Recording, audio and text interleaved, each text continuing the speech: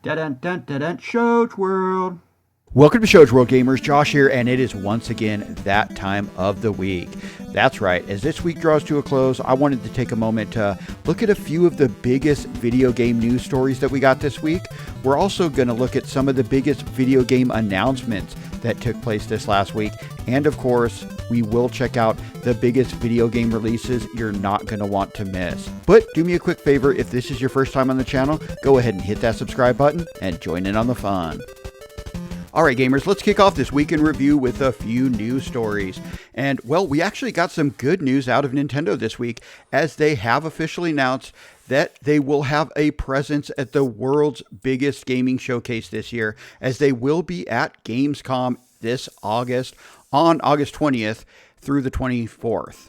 Now, this comes after they skipped last year's event, although many reports came out that they were actually there behind closed doors with a Switch 2 prototype. Now, speculation can start ramping up for what they will be showing off at the new event.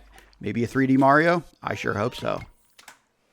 Then, news continued coming out of Sony pertaining to their upcoming sci-fi first-person shooter Marathon, which is being developed by Bungie Studios. The game's unveiling a few weeks ago was kind of greeted with mixed reactions, with some liking and others just absolutely hating the visual style of the game. I thought it was okay. Well, now many gamers are calling for the game to be canceled altogether, as it has been found that many designs found in the game were actually stolen from an online artist and used without their permission. Sony has reached out to the artist, and they're apparently working together to find a resolution. It has also been reported that the person who used the art without permission is no longer employed by Bungie. Next up, let's take a look at some gaming announcements. Now, Chrono Odyssey received a teaser trailer showing off some impressive looking visuals, an expansive looking world, and just some super fun looking gameplay. This game looks super impressive. One of the best looking games I've seen since Elden Ring. Now, the game is an open world, action based, massive multiplayer online RPG from South Korean developer Npixel, and this is definitely a game I'm going to be keeping my eyes on, so stay tuned to the channel for more info on this game when we get it.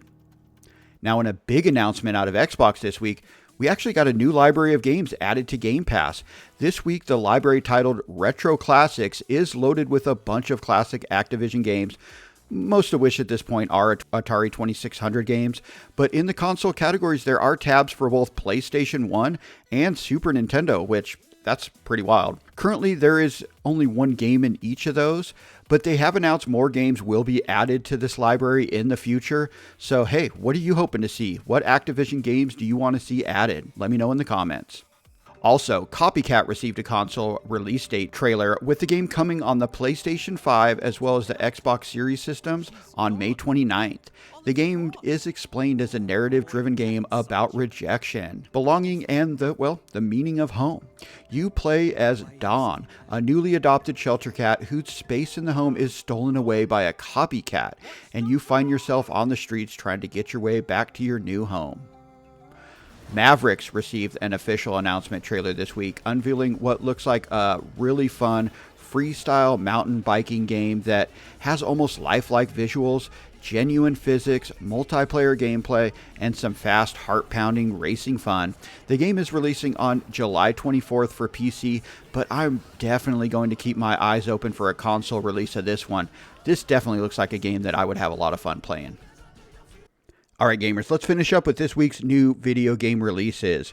And well, we're going to start with kind of a late release from last week, as Nintendo surprised us with a new game added to the Nintendo Switch Online service, this time in the Nintendo 64 library of games. And well, it's a personal favorite of mine. Killer Instinct Gold was added to the service, and this is one of my favorite fighting games of all time, and my personal favorite fighting game on the Nintendo 64, even beating out Smash. I did play the game here on the channel, and I will link that video at the end of this one, so definitely check that out. Now, Blades of Fire released this week on the PlayStation 5, PC, and Xbox Series systems. The game is being called an action-adventure Souls-like game, so expect a challenge with this one.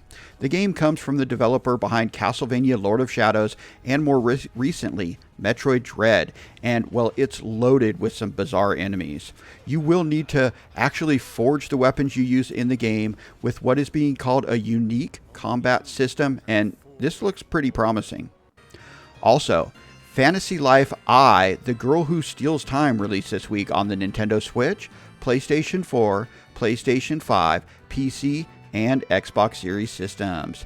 The game is the latest game in the, well, kind of cozy style, social, slow life, role-playing game where players start a new life on a ruined island, traveling between the past and present to uncover truths, gather resources, and save mysterious objects called strangelings.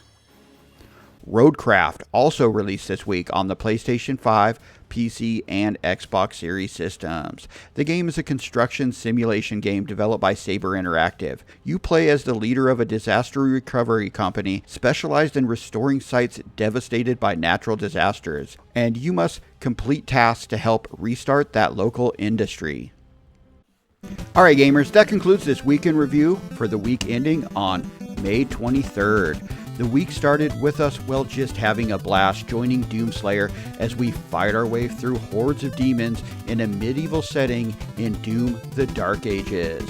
Then we found out that, well, many retailers are expected to have additional Switch 2s available in-store at launch. So if you did not get a pre-order, check with local retailers. You might still be able to get one at launch. And the week ended with us, hey, we are less than 2 weeks from the release of the Nintendo Switch 2, as well as Mario Kart World. Time is ticking and the countdown has begun, but let me know anything we may have missed in the comments, and thanks for joining us today, gamers. Shoach World, out.